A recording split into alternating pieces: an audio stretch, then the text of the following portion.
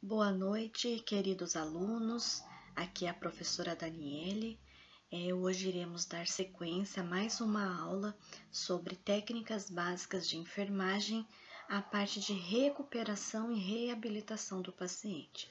Hoje nós vamos falar um pouquinho em relação ao ambiente hospitalar e o processo de cuidar, ou seja, qual que é o nosso papel, né, que fazendo parte da equipe de enfermagem, cabe a nós, né, para estar aqui, ajude este paciente na sua melhor recuperação. Então, daqui em diante, nós faremos várias aulas relacionadas a este tema e abordando diversos ambientes e diversos assuntos que cabem à recuperação e reabilitação do nosso paciente. Ok, meus amores? Então, vamos iniciar.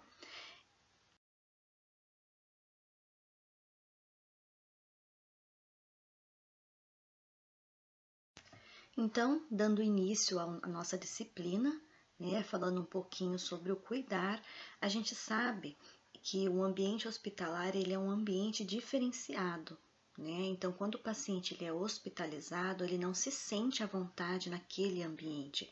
É um ambiente barulhento, estressante, né, que deve seguir normas e rotinas próprias da instituição. Então, o paciente ele acaba perdendo a sua identidade, a privacidade, aquela intimidade que ele tem dentro do ambiente domiciliar. Ou seja, ele perde aquela percepção de liberdade que ele tem dentro da casa dele. Ali no ambiente hospitalar, ele não vai ter essa liberdade. Então, esse processo de hospitalização aos pacientes e até mesmo aos seus familiares trazem sentimentos de medo, de insegurança, né? E vai sendo acentuado esses sentimentos porque os pacientes eles possuem dependência, né, da equipe de enfermagem, da equipe médica que encontra-se ali para a sua recuperação, principalmente por os cuidados e as necessidades básicas, como alimentação, higiene, mobilidade física. Então, um pouquinho mais adiante, nesta aula de hoje, nós vamos falar pontualmente em relação à alimentação, higiene e mobilidade física do paciente. Qual que é o nosso papel em ajudá-los, né, para mantê-lo o ambiente mais agradável possível e que ajude ele na sua recuperação. Então, são pontos essenciais para que esse paciente ele se recupere, se reabilite e receba alta, ok? Então, é neste momento que a equipe de enfermagem, né, ela tem a oportunidade de visualizar suas ações no ser humano, centrado no ser humano.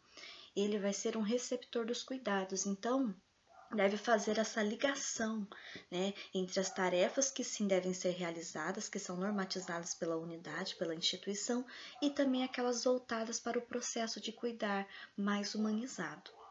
Os graus de dependência, né, para os cuidados básicos de enfermagem, eles são apresentados pelos pacientes hospitalizados, mas essa dependência de cada paciente, ela é única, ela é individual, então a gente não pode generalizar o cuidado, ele tem que ser individualizado, ok? Em relação ao processo de cuidar, cabem aos enfermeiros aqueles atos e aquelas ações mais socialmente qualificadas, né, que envolve conhecimento técnico científico.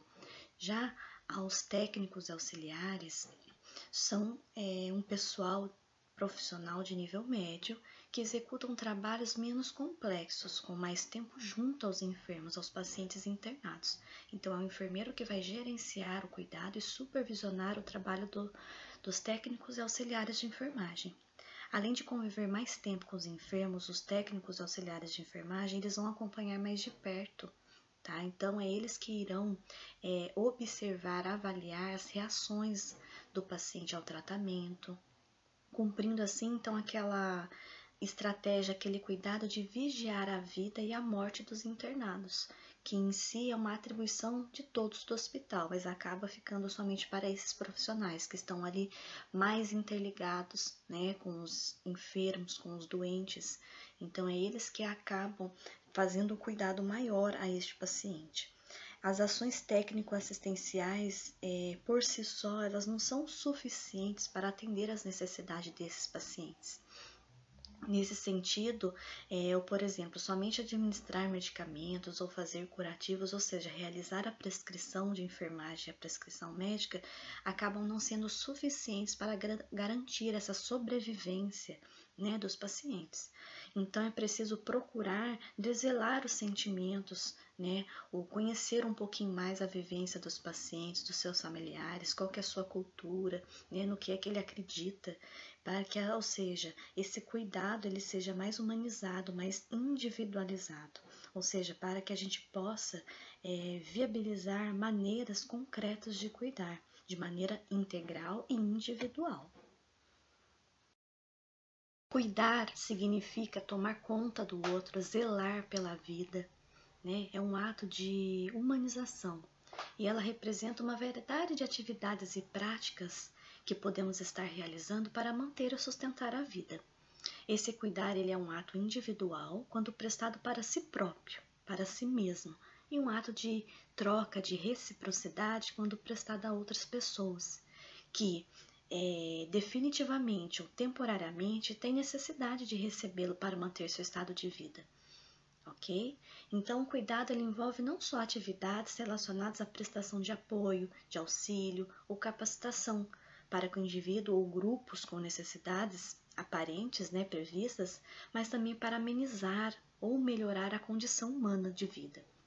O cuidado ele deve ser universal em todas as culturas e pode ser demonstrado por meio de gestos, expressões, ações, padrões, estilos de vida, sentidos diferentes. Então cabe a nós, né, tocarmos esse lado nosso mais humano, né, ao ser humano, para que a gente possa transmitir a ele esse cuidado de uma maneira mais ideal possível, mais adequada possível, que ele se sinta acolhido naquele ambiente que para ele não é nada agradável. Né? Um ambiente hospitalar não se compara a um ambiente domiciliar, a casa dele. Né? Então a gente tem que saber que ele não está bem naquele ambiente, mas a gente tem que tentar transformar aquela situação desagradável, né? Uma situação inesperada, numa situação mais agradável possível. Né, fazendo com que ele se sinta acolhido naquela situação, naquele momento. O cuidado ele pode ser dividido de duas formas: cuidados de manutenção e cuidados de reparação. Então, o que seria cada um desses cuidados? Os cuidados de manutenção são aqueles cuidados que a gente realiza cotidianamente, né, no dia a dia, que representam todos aqueles mais simples e básicos do ser humano, como beber, comer, evacuar-se, lavar-se, levantar-se, mexer-se, deslocar-se, bem como tudo aquilo, todas aquelas ações e práticas que contribuem para o desenvolvimento e a sobrevivência do ser humano, construindo e mantendo o corpo e sua imagem em suas relações com o meio. Já os cuidados de reparação, ele tem como finalidade limitar a doença apresentada, lutar contra ela e combater as suas causas. Ela privilegia as causas orgânicas, isolando as causas psíquicas e socioeconômicas, fragmentando o homem sem considerar o ser humano e o seu relacionamento com o meio em que se vive. Então, ela está mais relacionada à doença, ok? Os cuidados de manutenção ou cuidados básicos prestados ao paciente hospitalizado são os cuidados mais evidenciados na prática de enfermagem, da equipe de enfermagem. Esses cuidados eles são aqueles considerados menos complexos e são então realmente, né, delegados e realizados pelos técnicos e auxiliares de enfermagem. Então, os cuidados de manutenção da vida, os cuidados básicos serão prestados sempre pela equipe de enfermagem, principalmente pelos auxiliares e técnicos de enfermagem. É claro que tem outros profissionais que também podem estar realizando estes cuidados, né? Mas é evidenciado atualmente que os auxiliares e técnicos que realizam esses cuidados. O plano de cuidados ao paciente ele será elaborado em cima das necessidades humânicas básicas afetadas e em relação à determinação de dependência deste paciente, que está relacionada então aos cuidados, né, e serão denominados então de problemas de enfermagem. Eles são evidenciados através da coleta de dados, né, durante o histórico de enfermagem e posteriormente será possível então elaborar o diagnóstico de enfermagem pelo enfermeiro ou enfermeira. O grau de dependência de cuidado, ele pode ser tanto total quanto parcial. A dependência total compreende tudo aquilo que a enfermagem faz pelo ser humano, ou seja, quando o paciente ele não consegue fazer por si só. Já no caso de dependência parcial, é aquela em que implica necessariamente uma orientação, uma supervisão e um encaminhamento quando se fizer necessário. Ou seja, o paciente ele consegue fazer algumas coisas sozinho. Diante da teoria das necessidades humânicas básicas de Van der Ort, foram levantados alguns indicadores de dependência, ou seja, são ações, são cuidados que devem estar levando em consideração, né, quando prestado ao paciente dependente. Então, temos que estar levando em consideração o estado mental e o nível de consciência deste paciente, a oxigenação se está adequada, os sinais vitais, verificação desses sinais vitais constantemente, nutrição e hidratação, motilidade, a locomoção e o cuidado corporal, ele consegue estar realizando essa higiene completa ou não, as eliminações, a parte terapêutica, medicamentosa, educação à saúde, ou seja, ensinar em relação ao autocuidado, o autoconhecimento, comportamento, a parte de integridade, ou seja, lesão tissular, né, como que encontra-se a pele desse paciente, como que se encontra a saúde bucal deste paciente. Então, tudo isso deve estar levando em consideração as necessidades do paciente, está relacionado às necessidades humânicas básicas deste paciente. E dentro desse ambiente hospitalar, nós, da equipe de enfermagem, devemos estar proporcionando o máximo possível de cuidado, né, para que ele não se sinta desprotegido.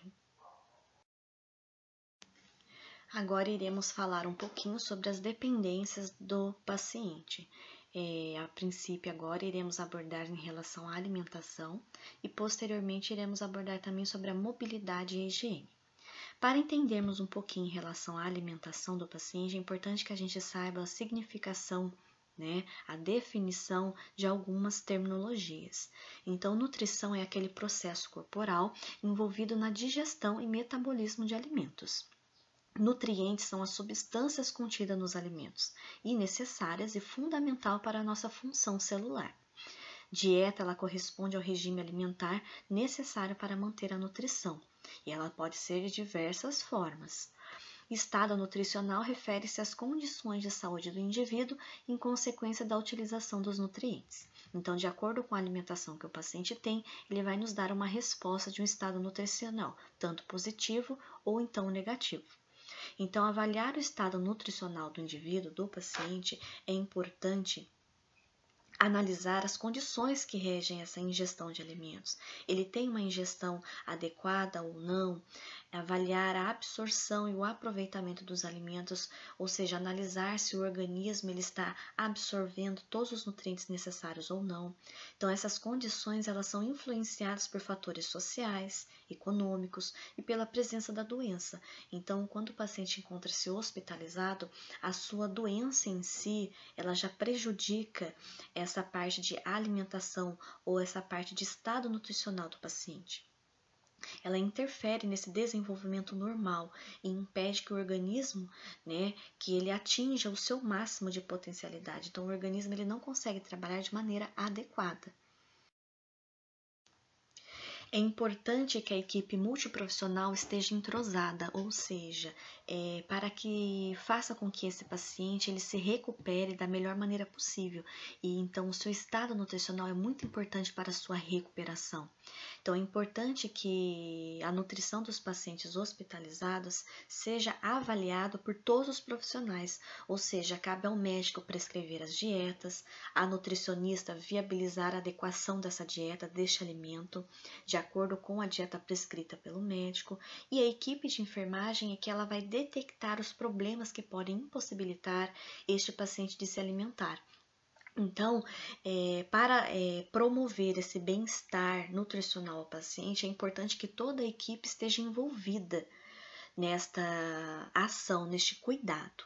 Então, quais seriam as necessidades nutricionais do paciente para a sua recuperação? Qual é o olhar que devemos ter para o cuidado a este paciente para que ele tenha a melhor recuperação possível e mais rápido possível, né? Então, devemos então fazer a coleta dos dados dos pacientes sobre o padrão alimentar e suas preferências, para que a gente tente associar, né, e adequar a alimentação do paciente com as suas necessidades, planejar para que o paciente receba alimentos adequados às suas necessidades, é o que eu já falei anteriormente, tá? Então é importante que a gente faça uma dieta prescrita, né, seja prescrita uma dieta que passe ao paciente tudo que a necessidade dele, né, que seja adequado para a recuperação dele. Preparar o ambiente para torná-lo o mais agradável possível, posicionar o paciente de forma confortável durante as refeições. Então, o paciente deve se sentir confortável na hora que ele for se alimentar, ou se nós formos auxiliar ele a se alimentar. Muitas vezes o paciente não consegue se alimentar sozinho, então devemos fazer então esse cuidado, né? Durante a alimentação, explicar as razões das modificações de sua dieta. Às vezes o paciente ele não vai entender por que ele está comendo determinado alimento se ele não estava acostumado a comer antes. Então a gente tem que explicar e fazer com que esse paciente e os familiares entendam o porquê daquela dieta diferenciada, ou seja, individualizada. Observar e relatar o apetite e preferências de cada paciente. É importante a gente saber, né, se a alimentação está sendo aceita ou não, né, de maneira correta ou não. Sempre estar anotando essa aceitação do paciente ou não aceitação. Ok? Alimentar e supervisionar a alimentação de pacientes incapacitados de comer sozinho. Então, é onde a gente entra para auxiliá-lo na alimentação. Tem pacientes que, devido a algum transtorno, algum problema, ou até mesmo em relação à doença, traz essa incapacidade ao paciente de se alimentar sozinho. Então, cabe à equipe de enfermagem auxiliá-lo nessa fase de alimentação. Oferecer ajuda, ter paciência e compreensão aos que precisam aprender a alimentar-se sozinho. Ou seja, alguns pacientes iremos encontrar no ambiente hospitalar aqueles que se alimentavam sozinho anteriormente, levavam uma vida normalmente e devido a algum problema de saúde, alguma doença, trouxe algumas incapacidades. Então a gente vai ter que ter paciência, porque muitas vezes estes pacientes não aceitam a situação em que eles se encontram. Então é importante que a gente tenha paciência de ensiná-los, né, a se relacionar-se novamente com o ambiente, né, a se adaptar com o ambiente. Tudo isso faz parte da recuperação do paciente. A dieta do paciente, ela pode ser administrada por diferentes vias. As principais, né, que vamos estudar agora, é a via oral, a via enteral e a via parenteral. Então, como nós já vimos anteriormente na disciplina que tivemos, mas somente para reforçar a necessidade, né, do paciente de se recuperar, é necessário que ele se alimente adequadamente. Às vezes vai haver algumas impossibilidades, né, de o paciente se alimentar, então nós temos então alguns cuidados que podemos prestar a esse paciente para que a alimentação dele seja adequada e que ele receba essa alimentação. O paciente ele pode se alimentar através da via oral, ou seja, são aqueles pacientes que conseguem comer sozinhos, não tem problema de deglutição, de mastigação, então ele consegue estar se alimentando através da boca. Tá? Às vezes existem alguns pacientes que mantêm a capacidade de deglutição, mas têm a dificuldade para a mastigação. Então, esta alimentação por via oral ela pode ser administrada por uma seringa, tá? Então, e esses pacientes eles conseguem se alimentar por via oral. Tá? Então, ele não consegue mastigar, mas tem uma boa deglutição. Então, tem este meio de cuidado que nós podemos estar realizando para estar administrando essa dieta por via oral, através de uma seringa. Também tem aqueles pacientes que são alimentados por via enteral, ou seja, eles recebem fórmulas, né, a dieta através de sondas, que pode ser nasoenteral, jejunais ou gástricas.